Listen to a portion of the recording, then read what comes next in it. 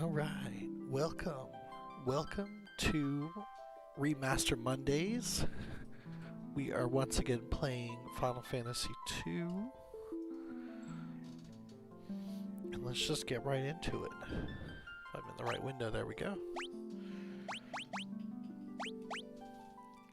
Alright, when last we left off, we were in the city of Bafsk. We can see the Dreadnaught up there in the upper left.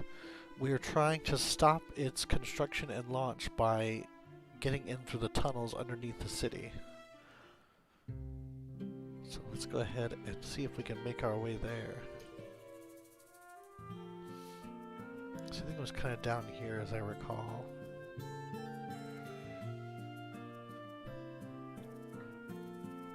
I don't know how good the music is every time I turn one of these on. It's great.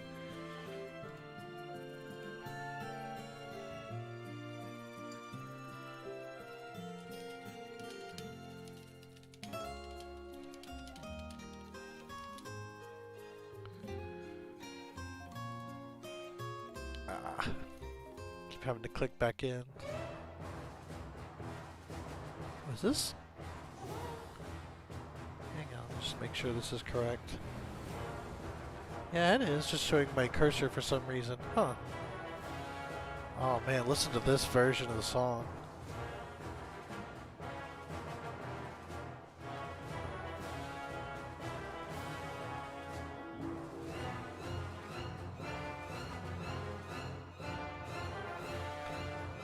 You know, it's funny. I feel like this is always what they were going for, but I never really pictured it quite this, like, tense.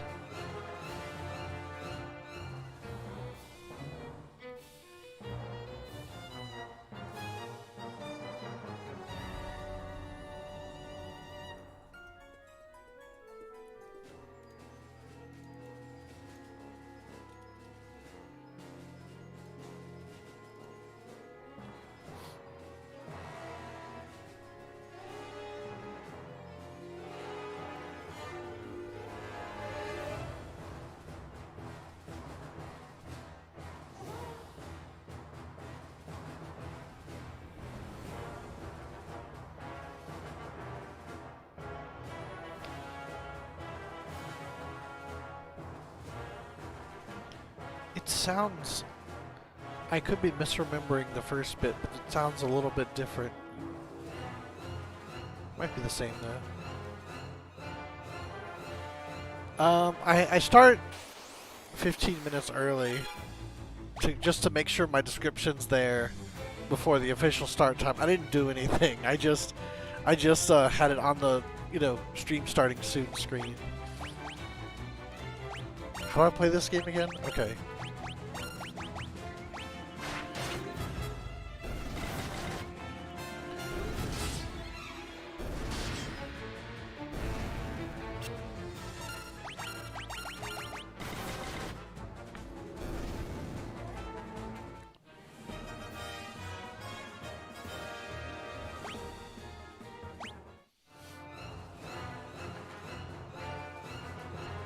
Box, long sword. I think, yeah, I got something better than that.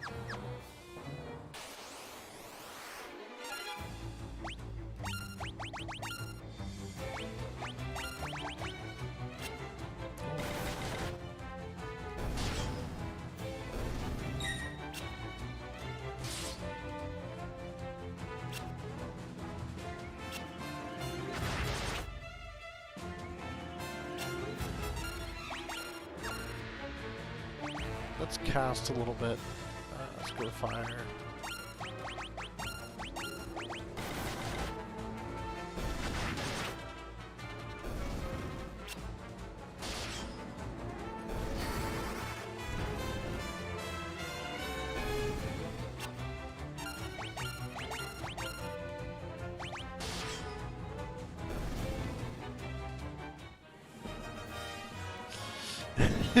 She really is. It's like the Ava has this floor couch. Oh, this is the tunnels underneath the city of Bafsk, and this is the tunnel, the secret tunnel that leads to the construction site of the Dreadnaught. So that's what we're trying to stop right now. We're trying to stop the Dreadnaught from launching. Yeah, Ava has this floor couch that she sets up on, and when she brings her blanket over, like, almost like clockwork, Skittles will come and sit on her lap because she's in that chair with the blanket. It's just really funny. That's true. Sometimes it doesn't have to be, the blanket doesn't have to be part of it. She could just be there. Yes.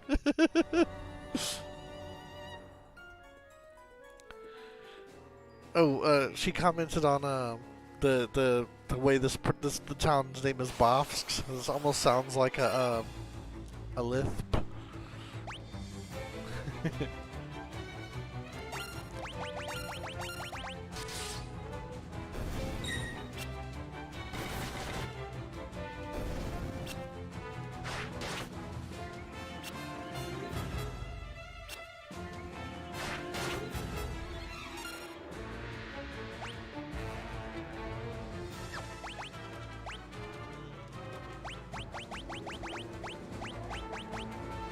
Hi, Angelina.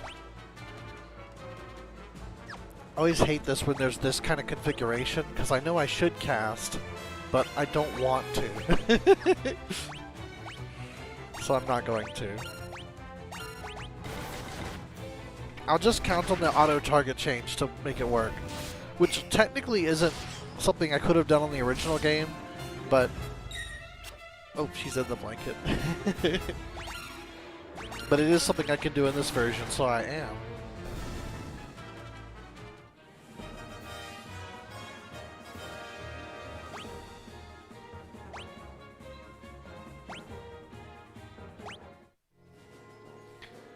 Yeah, I realized as I was looking at, you know, kind of to give myself an idea of where I was in this game, I looked at a guide on that same website that I used in Final Fantasy 1. And it turns out the way I'm building my characters is something that I would not get away with on the NES because of the fact that your stats can go down. My day wasn't too bad. I had a pretty like longer than I liked day at work, and because I just paid, or like I'm about to be paying rent, I'm worried that I mean I can't be spending money. So like, I'm living lean right now, and it's kind of like, all right. As for what I'm doing under the city, this is a secret tunnel that leads to the construction site for the Dreadnaught, which is the Empire's big airship that they're going to use to take over the rest of the world. So we're trying to stop them so that they don't take over the rest of the world.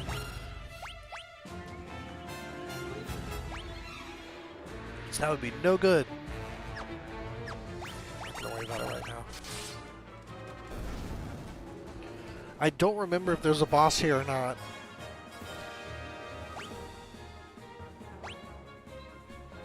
I'm sure. Oh, I will. I'll be fine. It's just like it's just gonna be a hard like week and a half or so, or like I shouldn't even say hard. It's gonna be a lean week and a half or so. But everything's good aside from that. No worries. What? Oh, just talking about how my day was and just getting expressions of well wishes. Alright, now I need to keel. Hopefully they'll both... Oh, no, never mind.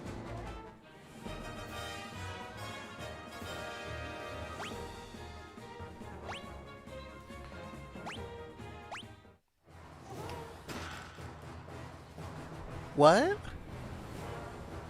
No, I'm not saying mine was worse. It wasn't.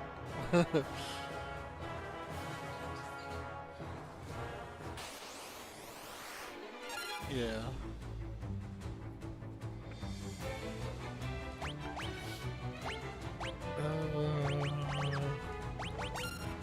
I don't feel like these guys are that strong. I'm gonna do the same thing I was trying to do before. Yeah, they're not that strong. Okay. Man, that really isn't anything. I can't even not do that with her.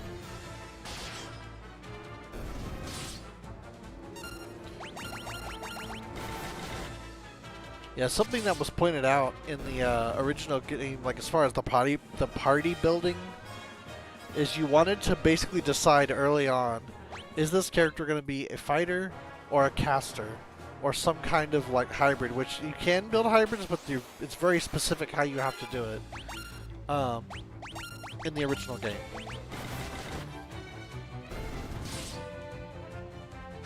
And apparently there's a hidden stat that I didn't know about, that if you equip most armors...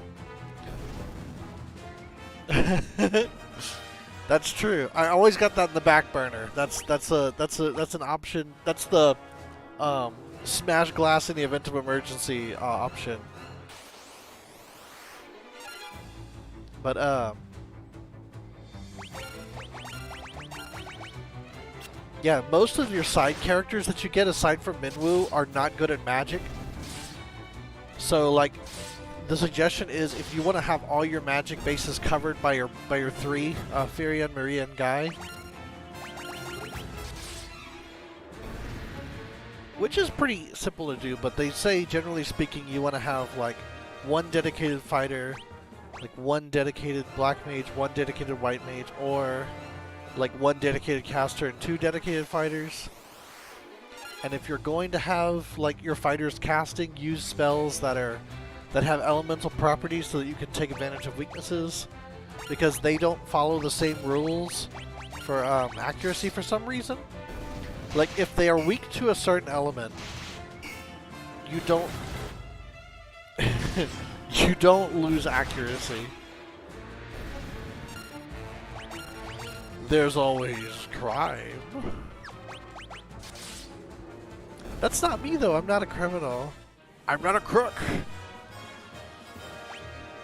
To quote a president that was the president before I was alive.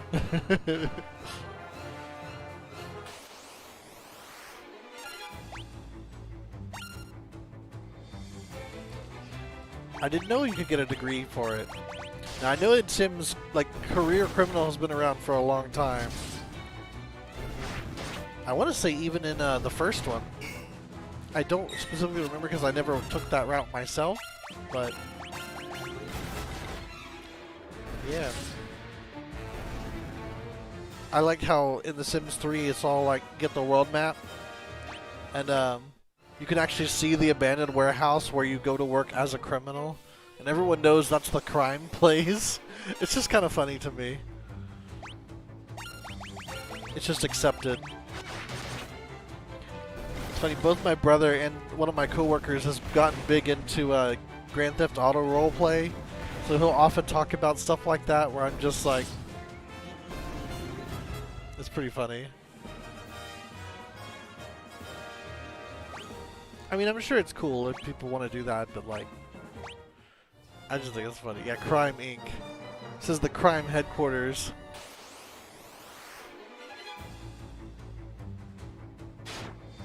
This dungeon seems really easy compared to the last one. Like, I'm not having any trouble.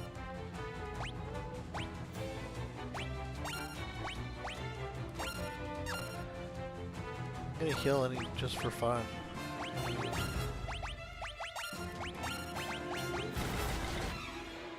Yeah, even Minwoo was taking them out in one shot.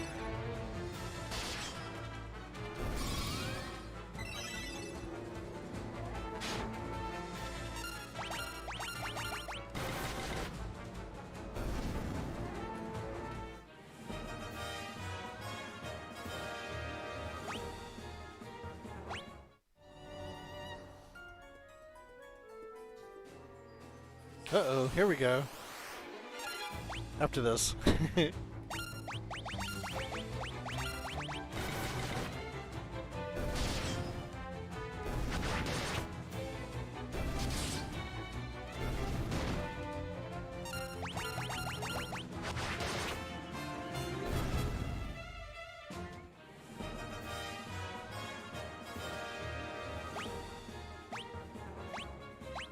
Alright, here we go. You're too late. The Dreadnaught is complete. I've been working behind the scenes to see the project through to completion. End your resistance.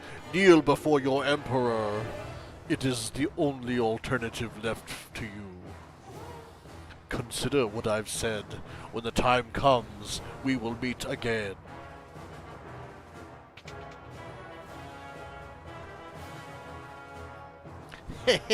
Looks like you came all this way for nothing. See for yourselves.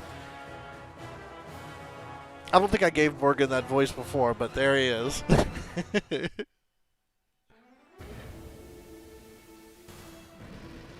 Oh man. Getting those pixels rolling.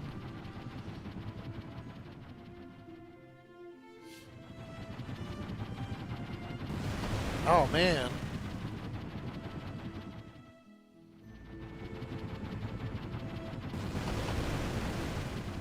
They're just like indiscriminately bombing people. Empire splits. Yep, that was last time.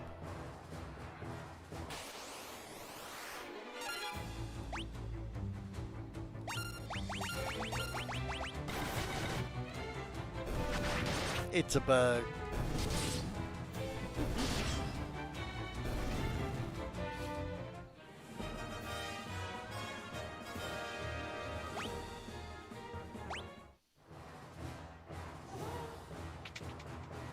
Already taking out 500 battles. Oh my god.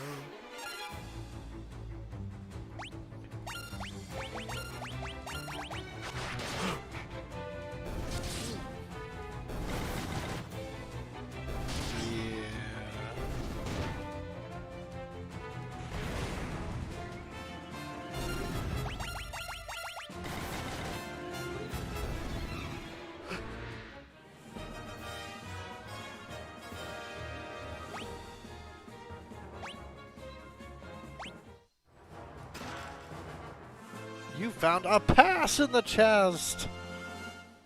Good stuff. Well, I don't need it anymore, but thanks for playing. Leave? Yes. Let's heal before we head back home with our tails between our legs. Yeah, the Empire's not even here anymore. Dreadnaught, we're doomed! They finished the Dreadnaught. The world we know is over. You have to tell Princess Hilda that the Dreadnaught's been completed. She may know how to stop it. The Dreadnaught is headed for Poft. Maybe it's already too late. I think I already got everything here.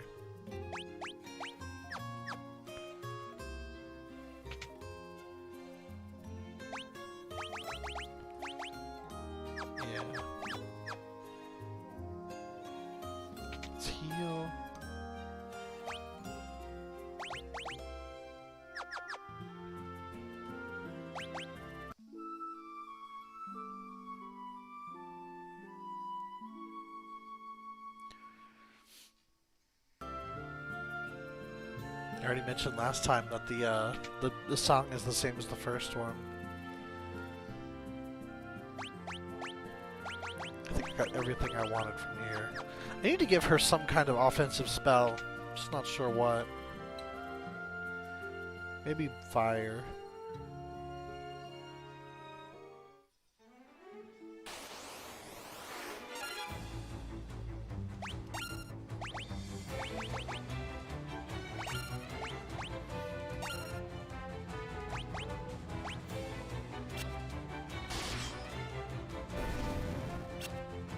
Spend the whole walk home learning or leveling up Esna as best I can.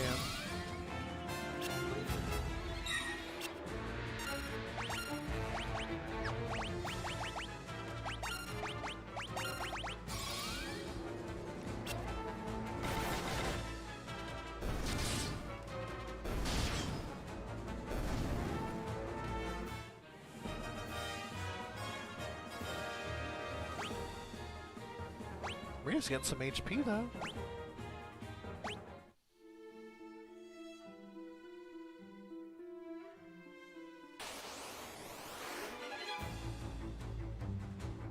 Empire just wandering around the countryside.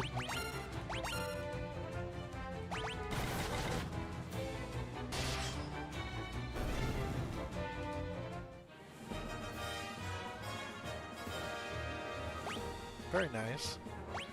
Man, it's been a while since I've listened to that song, but I need to again. It's a very good one.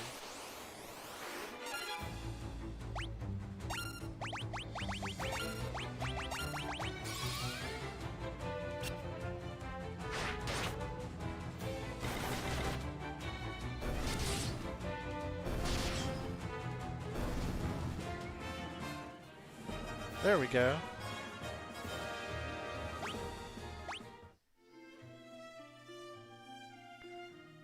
You level up cure.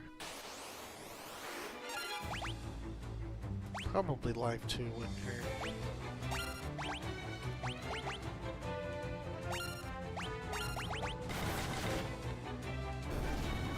Black pepper on food. I think it depends, but sure.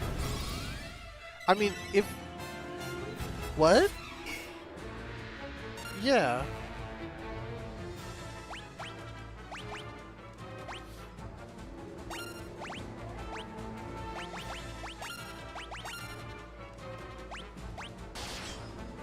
Oh no, I just realized. I only attacked one person. Oopsie.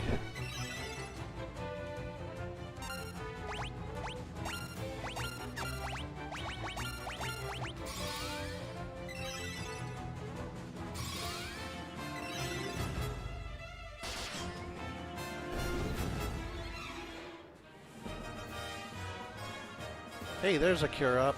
Cool.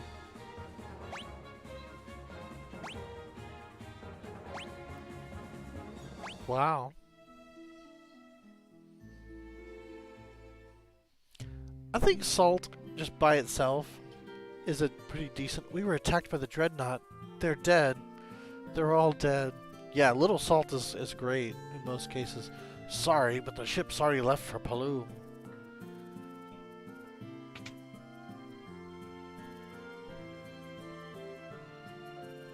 Captures you folks on a ride and sends pride and joy, the only airship of its kind in all the world. No matter how far, we'll take you there to your destination in the blink of an eye. No.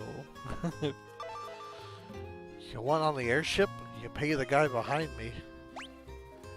What you want to do is blow up that thing's engine. You do that, and you can bring down the whole overgrown tub. Airships are powered by sunfire. I'm sure the Dreadnaught's no different.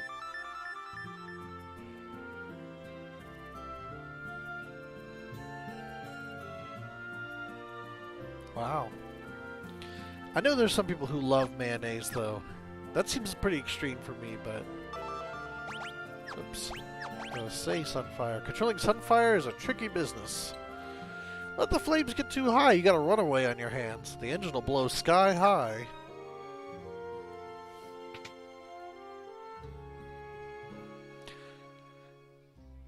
Yeah, that one seems strange to me. Like, I wouldn't think you'd want to put salt. Whoopsie. I think that was the only reason to go there, but I'm gonna stay at the inn all the same if it's operational.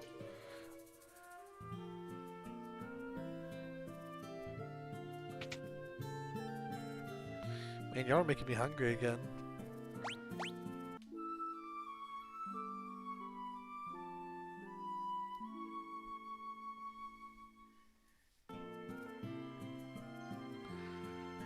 Okay, do I need anything? I think I've got everything I needed from these towns.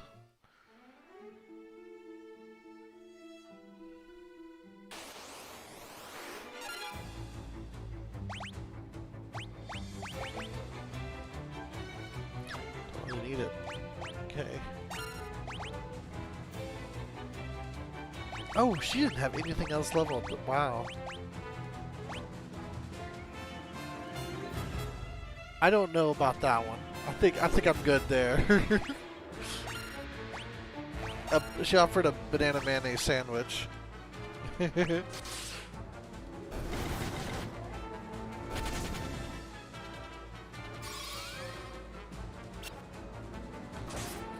That's surprising me. I would think it would have the opposite effect. Like it would absorb some of the water content and then you lose some of the juiciness. Unless, like, it draws out the water content? I don't know. I really couldn't say for sure. See if Esta can cure poison now. It really should be able to at level 2, but I don't actually know if it will or not.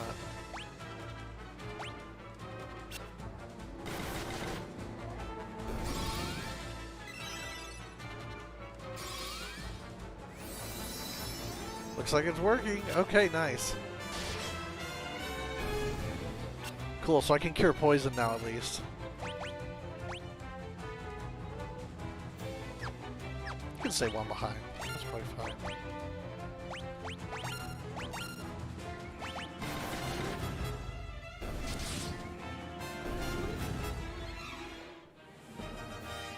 Yay.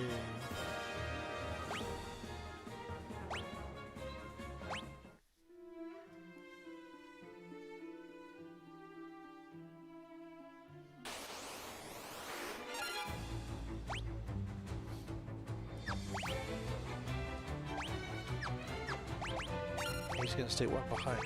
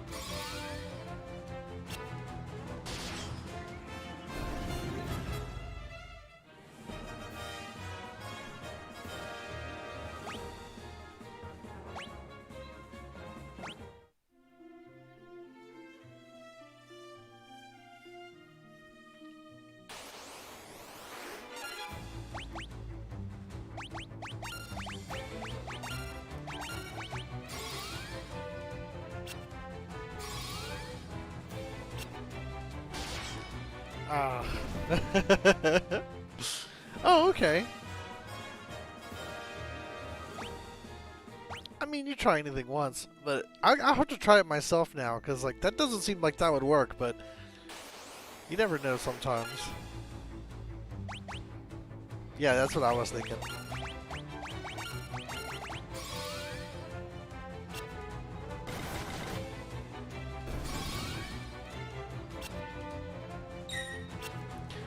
In case it wasn't, in case we were reminding from last time, the only way to level up magic is to cast it. And even if you don't need to cast it, casting it will still level it up. And that's basically what I'm doing right now when I'm doing news. Ah, this place got bombarded too. Yep. I'm hurt. Hurt bad. I don't think I'm gonna make it.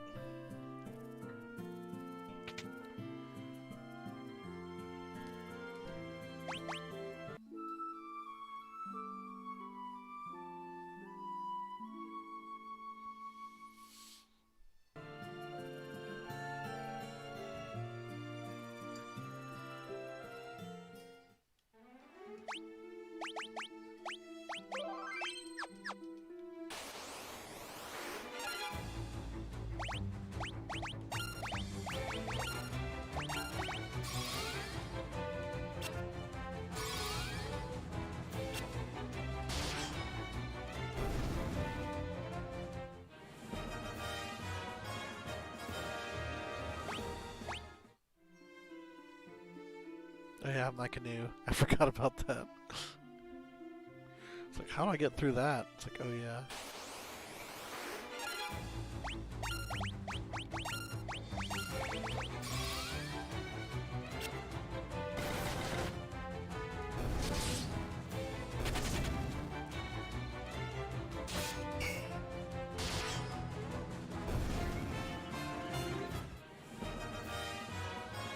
What I can do.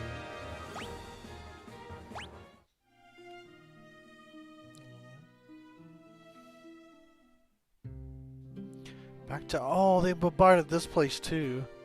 Man.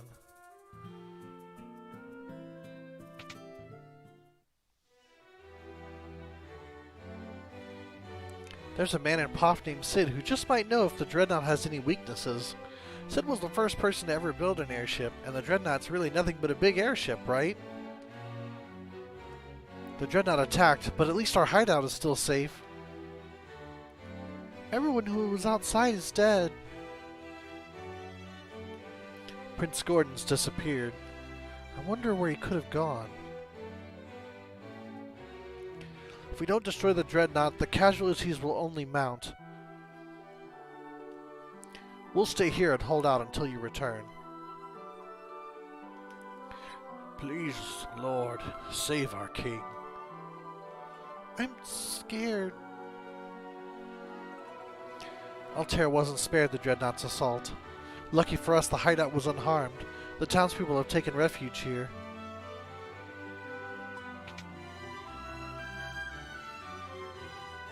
Do we even stand a chance against the Dreadnought? You see, it happened just as I said it would. Obviously the task was more than you could handle. After all that, they finished the Dreadnought anyway. Incidentally, I believe the king had something to tell you. Many were wounded in the Dreadnought's attack. The shock has even caused my father's condition to take a turn for the worse. I hate that my father had to see this. He knows. He knows his death is near. Is there nothing you can do, Minwu? All those who live must someday die. It is our fate. Still, it is my duty as a white wizard to ease the pain of those who suffer. I shall remain here and devote myself to the care of the wounded. I take my leave of you. The fate of the world rests on you, Firion. Waste no time in destroying the Dreadnought. Minwu left the party.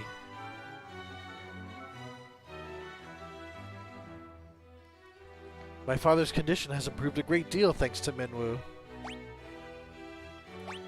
Sunfire is the crest of the kingdom of Kashwan. Its flame still burns on the ground floors of Kashwan Keep. Scott and Gordon have told me many stories concerning the flame.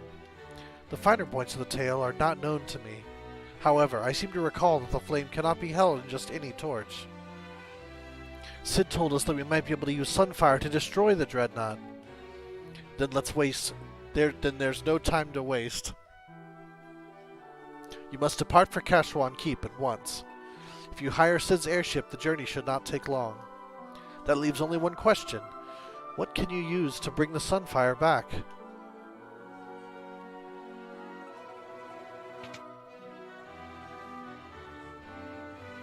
Let's go visit the king, see if he has something to say to us. The king is not well. The king's illness goes far beyond the physical. There's little I can do.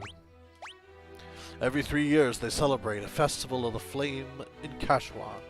During the festival, Sunfire is moved to Egil's torch while its brazier is cleansed. Oh, I can't learn it? Well, Egil's torch, we'll just have to find it. So many perished in the Dreadnought's attack. Perhaps it would be best if we surrendered to the Empire. Scott sealed the gates of Kashwan Keep to protect the Sunfire in the event they were defeated in battle. You will need the Goddess's Bell to break the seal. Goddess's Bell? The whereabouts of the bell are known only to the Kashwan royal family. The king's illness. Gordon would know where the bell is kept, but I have not seen him lately. Someone close to Scott or Gordon may know where to find it.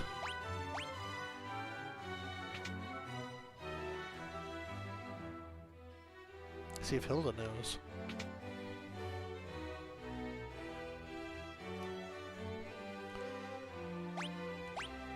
I've heard Scott and Gordon mention the bell.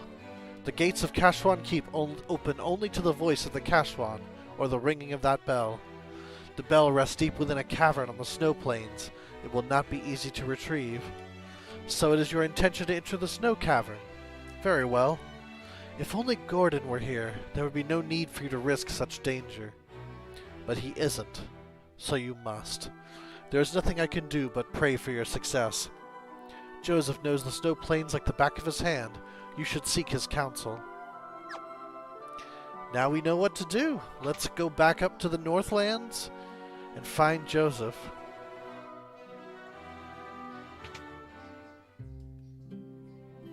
I really like the ask-learn system in this game.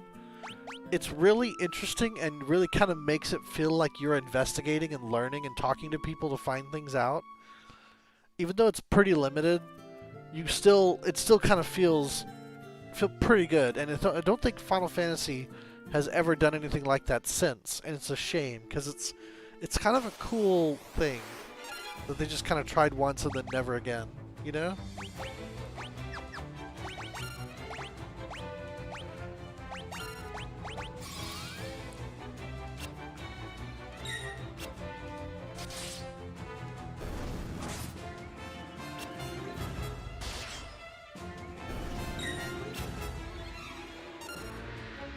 Ooh, it's starting to hit harder.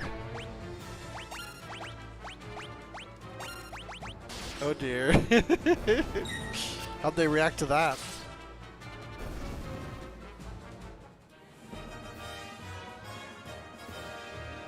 It's lonely without a fourth party member.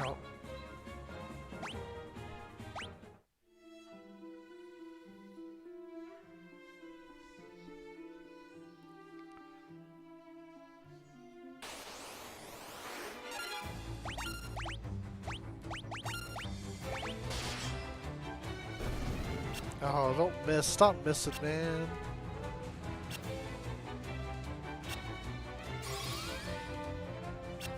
Okay. There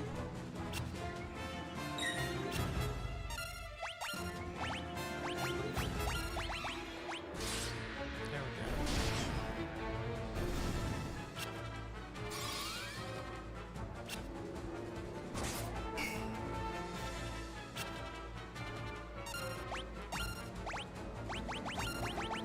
Oh, I didn't buy her fire. I meant to.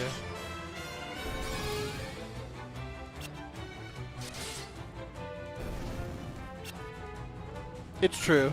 It really doesn't. And I think I kind of like don't have a choice in the matter because like there's already so much to write. They can't give you too much agency because then like they'd have to write all these different branching scenarios. So yeah, I mean it's basically just how seriously do you want to take the scene? And that's really all it does.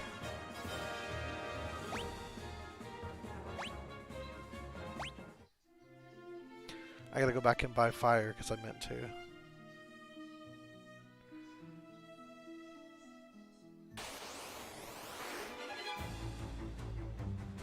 Maybe I'll just get her all three, honestly. Because, like, elemental weakness is important.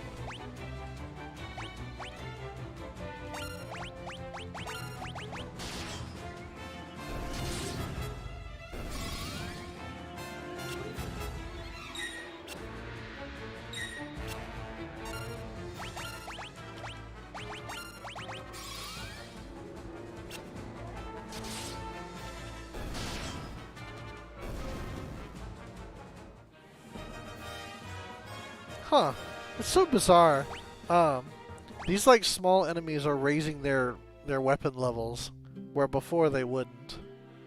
I wonder if there's some hidden like switch that gets flipped at a certain part of the store where they're like, okay, we'll unlock your level ups now, where before they didn't. I feel like that might be going on, but who knows for sure. Still don't have very much money, curiously.